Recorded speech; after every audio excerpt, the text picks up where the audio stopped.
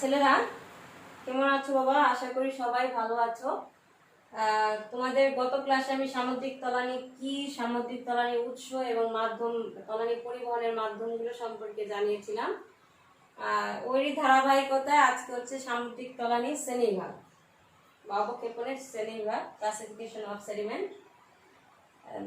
তারপরে আমি একটু গত ক্লাসটি রিক্যাপ করে নেই, সেটি হচ্ছে কি জিনিসটি আগে জেনে নেই। আমরা আগে বলেছি স্থলভাগ হতে বিভিন্ন ক্ষয়ীভূত পদার্থ প্রাকৃতিক শক্তি দ্বারা বাহিত হয়ে সাগর মহাসাগরে সঞ্চিত হয়। এছাড়াও সাগর মহাসাগরের তলদেশে যে জৈব অজৈব পদার্থ সমূহ রয়েছে সেগুলো মহাসাগরের তলদেশেও সঞ্চিত হয়ে থাকে। এই যে সঞ্চয়ন, দেহাবশেষের সঞ্চয়ন বা বিভিন্ন ধরনের সঞ্চয়ন, সেই সঞ্চয়নকে মূলত বলা হয়ে থাকে সামুদ্রিক অবক্ষেপণ বা তলানি।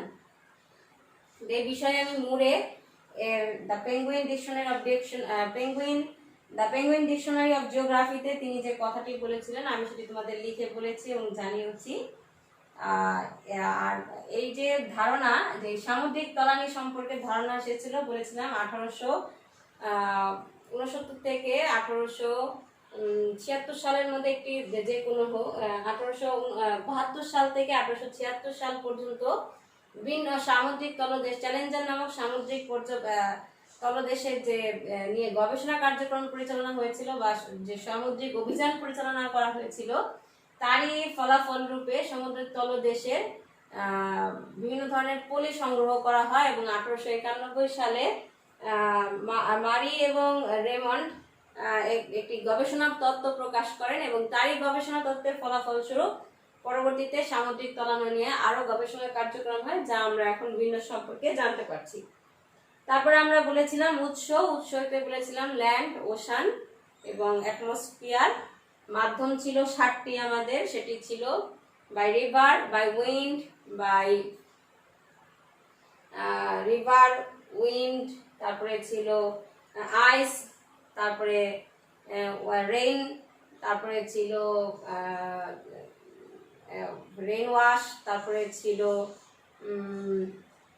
যেটাকে আমরা বলি সামুদ্রিক নিজস্ব জীবের দ্বারা যে পরিবাহিত সেটা, এবং যে কসমিক অর্গানিজম সেগুলো।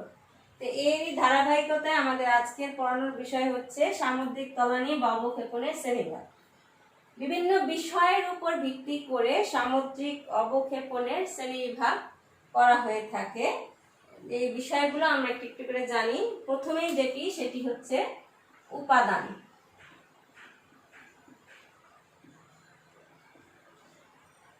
উপাদান ভিত্তিক শ্রেণীবিভাগ।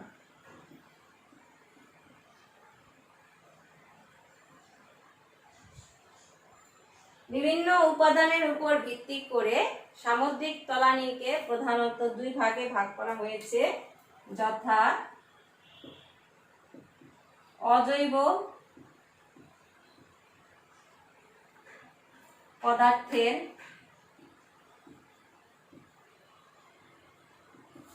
অবক্ষেপ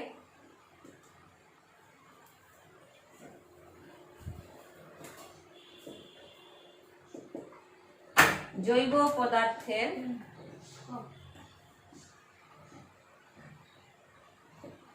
অবক্ষেপ।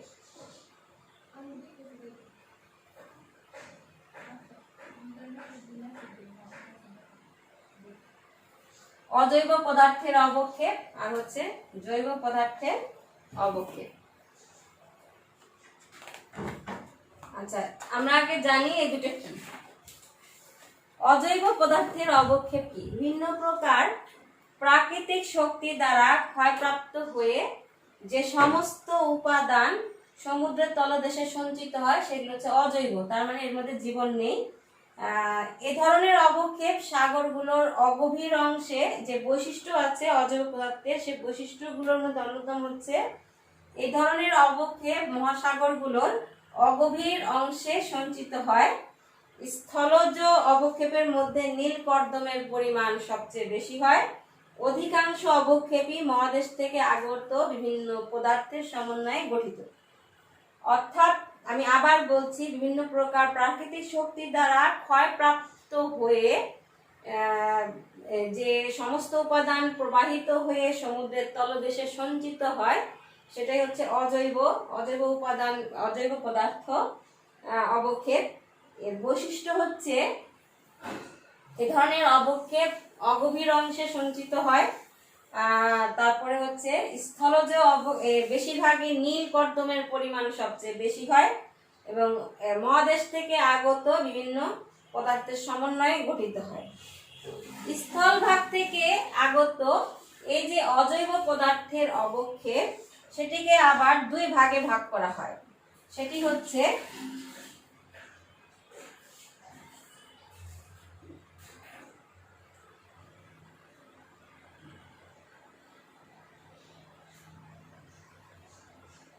আমরা এই বিষয়গুলো নিয়ে পরবর্তীতে আরো জানবো, কিন্তু এগুলো হচ্ছে আমাদের বিভিন্ন বিষয়ের সমস্ত শ্রেণীবিন্যাস কিন্তু এখনো আসেনি। শ্রেণীবিন্যাস নানাভাবে করা যায়, সে নানা ভিত্তিটা আমরা আগে জেনে নিতে হবে, তাহলে আমাদের জানাটা বা পড়াটা বেশি সহজ হবে। কর্দমটাকে আবার তিন ভাগে ভাগ করা হয়, লাল, নীল এবং লোহিত। ঠিক আছে। আর আরেকটি ছিল সেটি হচ্ছে জৈব পদার্থের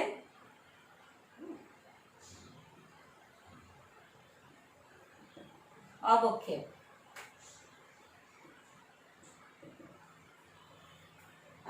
জৈব পদার্থের অবক্ষেপ কি?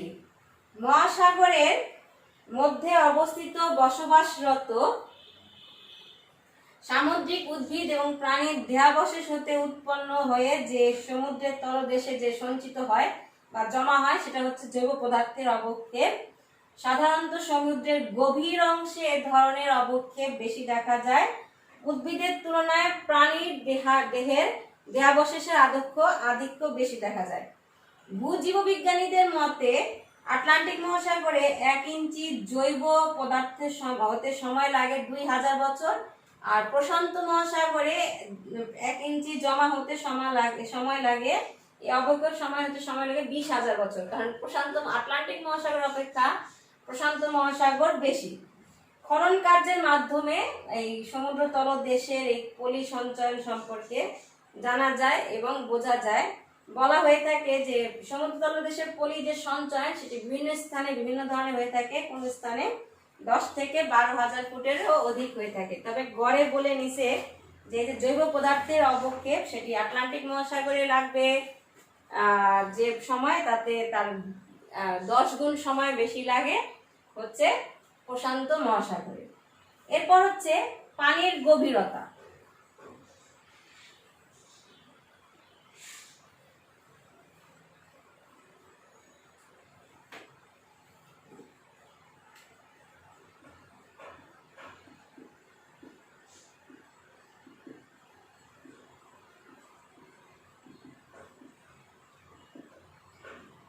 পানির গভীরতার উপর ভিত্তি করে পানি মানে কতটুকু গভীরে অগভীর অংশে জমা হয়েছে না গভীর অংশে জমা হয়েছে এর উপর ভিত্তি করে আবার সামুদ্রিক পানির এই অবক্ষেপণকে দুই ভাগে ভাগ করা হয়েছে। একটি হচ্ছে অগভীর সমুদ্রের অবক্ষেপ,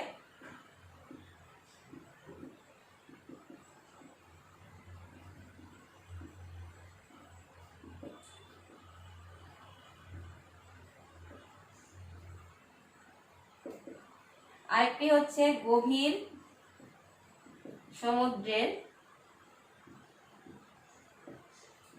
অবক্ষেপ। অগভীর সমুদ্র হচ্ছে যেখানে হচ্ছে মানে মৈশপান মৈঢাল অঞ্চল বলে থাকি আমরা। সমুদ্রের মৈশপান আর মৈঢাল অঞ্চলে যে সমস্ত পদার্থ সঞ্চয়নের মাধ্যমে তলানি সৃষ্টি হয় সেটিকে বলা হয়েছে অগভীর সমুদ্রের তলানি। এর বৈশিষ্ট্য হচ্ছে স্বল্প পরিমাণে জৈব উপাদান থাকে। এই অঞ্চলে স্বল্প পরিমাণে জৈব উপাদান থাকে। অজৈব পদার্থ অগভীর সমুদ্রের অবক্ষেপণের প্রধান উপাদান। মানে যে অজৈব পদার্থগুলো বাহিত হয়ে আসে বিভিন্ন এজেন্ট দ্বারা সেগুলো মূলত এই অগভীর অংশে সঞ্চিত হয়ে থাকে বেশি।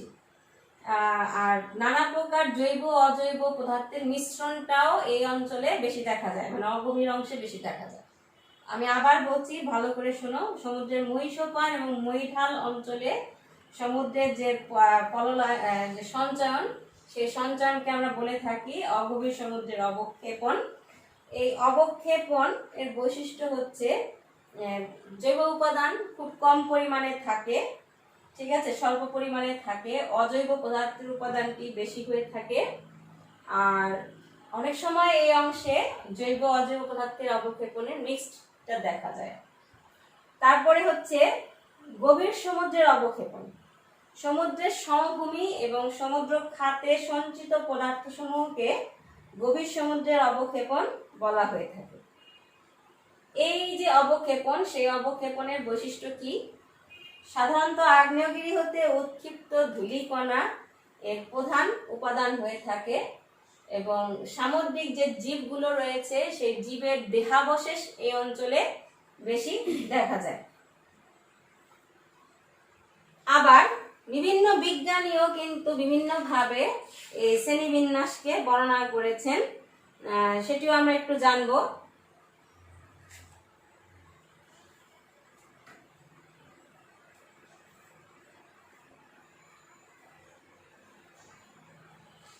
তবে পরবর্তীতে আগে আমরা জানি অবস্থানের উপর।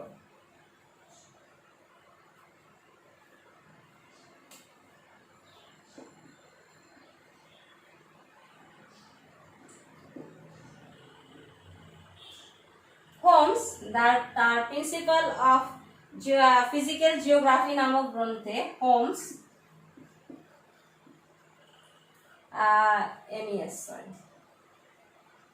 তার প্রিন্সিপাল অফ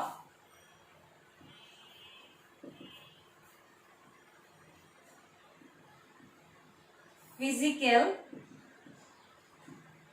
জিওগ্রাফি গ্রন্থে সমুদ্রের তলানিগুলোকে অবস্থানের উপর ভিত্তি করে 3 ভাগে ভাগ করেছেন। সামুদ্রিক তলানিকে তার অবস্থানের উপর ভিত্তি করে 3 ভাগে ভাগ করেছেন। সেটি কি কি? 1,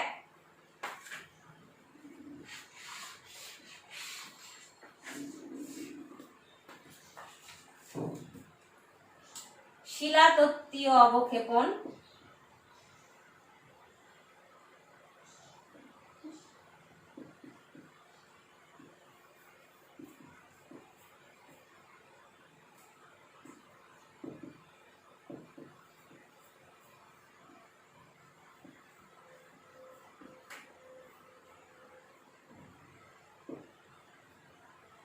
অগভীর পানির অবক্ষেপণ।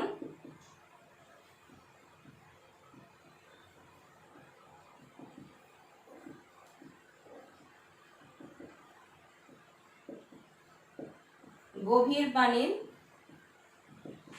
অবক্ষেপণ। শিলাতত্ত্বীয় অবক্ষেপণটা কি? সমুদ্র সৈকতে বিশেষ করে জোয়ার ভাটার চূড়ান্ত সীমানায় এই ধরনের অবক্ষেপণ দেখা যায়। অর্থাৎ জোয়ার ভাটা যে অঞ্চলে, যে চূড়ান্ত সীমা বা শেষ সীমা, সেই অঞ্চলে এটা দেখা যায়। সমুদ্র সৈকতের দিকে এটি বেশি দেখা যায়। অগভীর পানির অবক্ষেপণ বা শ্যালো ওয়াটার ডিপোজিট, মহাদেশীয় সোপানে এই ধরনের অবক্ষেপণ দেখা যায়। আমি কিন্তু বলেছি অবস্থান অনুসারে, তাই অগভীর পানি হিসাবে তিনি বলছেন মহাদেশীয় যে সোপান, যে মহাদেশীয় সোপানে এই ধরনের অবক্ষেপণ দেখা যায়। গভীর সমুদ্রের অবক্ষেপণ বলা হয়েছে মহাদেশীয় সোপান এবং মহীঢালের প্রান্ত ভাগ, অর্থাৎ গভীর সমুদ্রে এ ধরনের অবক্ষেপণ দেখা যায়। আবার হোমস সমুদ্রে বিদ্যমান পদার্থের উপর ভিত্তি করেও সে শ্রেণী বিভাগ করেছেন, যেমন স্থলজ অবক্ষেপণ, রাসায়নিক জৈব অবক্ষেপণ, জৈব রাসায়নিক অবক্ষেপণ এবং জৈব অবক্ষেপণ। সেটা কি বলছেন? যে বিদ্যমান পদার্থ, যে রাসায়নিক, তার সমুদ্রে যে এই যে জ্বালানি জমা হচ্ছে, সেই জ্বালানি জমার মধ্যে যে বিদ্যমান পদার্থ, তার উপর ভিত্তি করেও তিনি শ্রেণী বিন্যাস করেছেন। সেটি হচ্ছে স্থলজ অবক্ষেপণ,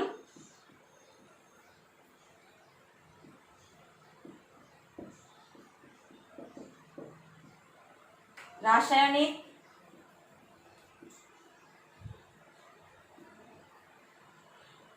ও জৈব অবক্ষেপ,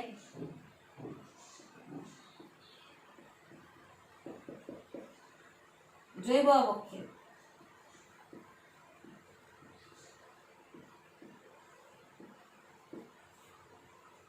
স্থলজ অবক্ষেপ কি?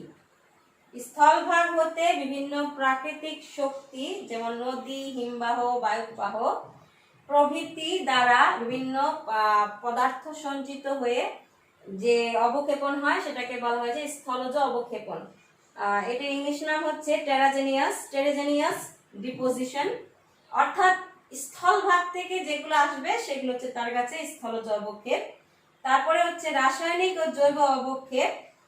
বিভিন্ন রাসায়নিক পদার্থের সংমিশ্রণে এই অবক্ষেপণের সৃষ্টি হয়ে থাকে। Chemical and biochemical deposition. এবং জৈব অবক্ষেপ হচ্ছে অর্গানিক ডিপোজিশন, হচ্ছে সমুদ্রে বসবাসরত উদ্ভিদ ও প্রাণীর মৃতদেহ সঞ্চয়ের ফলে চুন ও সিলিকা জাতীয় পদার্থ জমা হওয়ার ফলে যে জৈব অবক্ষেপণের সৃষ্টি হয় সেটির কথা তিনি বলেছেন। অর্থাৎ হোমসি দেখো দুই ভাবে শ্রেণীবিন্যাস করেছেন। তিনি অবস্থান অনুসারে আবার অবস্থানকে তিনি পরবর্তীতে ব্যাখ্যা করার জন্য তিনি বলেছেন যেটি আবার স্থলজ অবক্ষেপ, রাসায়নিক ও জৈব অবক্ষেপ এবং সরাসরি জৈব অবক্ষেপ। স্থলজ অবক্ষেপ আমরা শিলাতত্ত্বীয় অবক্ষেপণের সাথে তুলনা করতে পারি।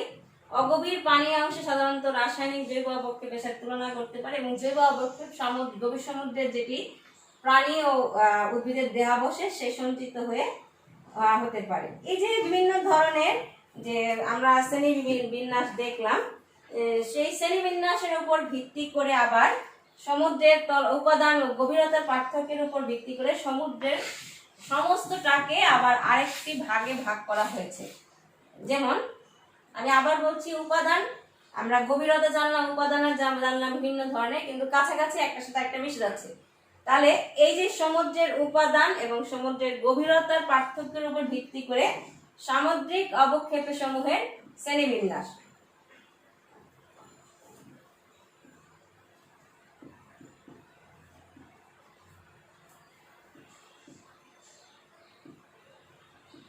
সামুদ্রিক অবক্ষেপ কি কি দেখো। এক,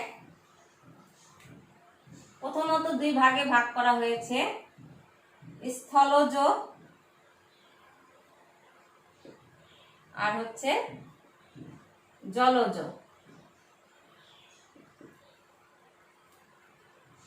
স্থলজ অবক্ষেপ আবার তিন ভাগে ভাগ করা হয়েছে।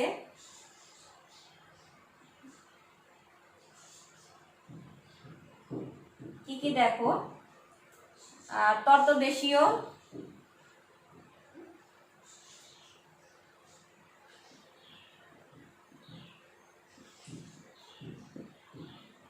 অগভীর সমুদ্র,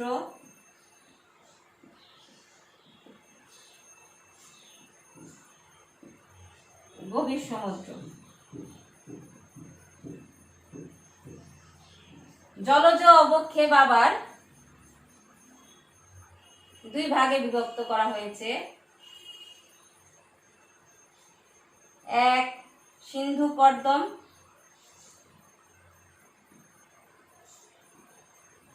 দুই, লোহিত কর্দম।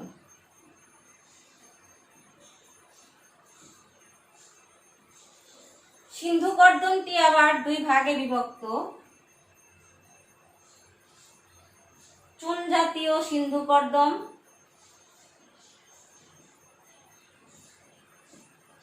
আর হচ্ছে বালুকা জাতীয় সিন্ধু কর্দম।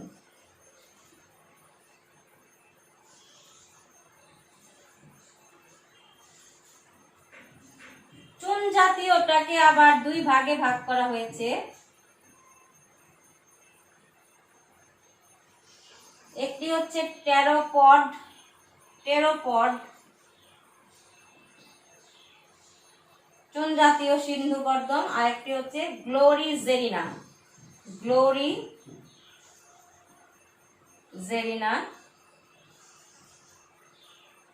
বালুকা জাতীয় কেও আবার দুই ভাগে ভাগ করা হয়েছে, একটি হচ্ছে রেডিওলোরিয়ান,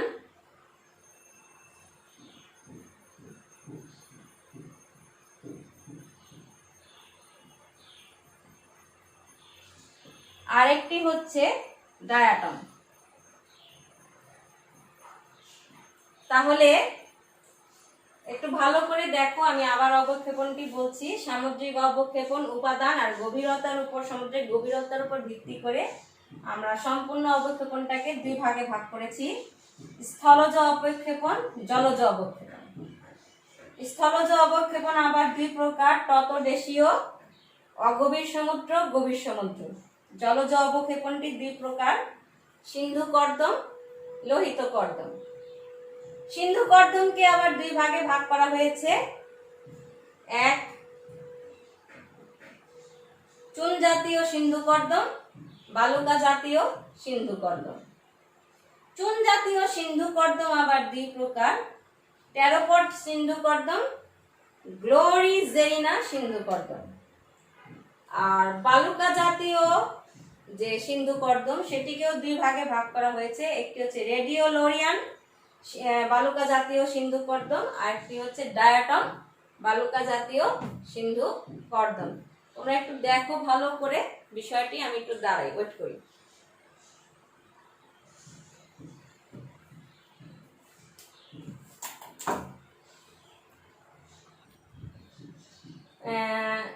দেখেছো ভালো করে?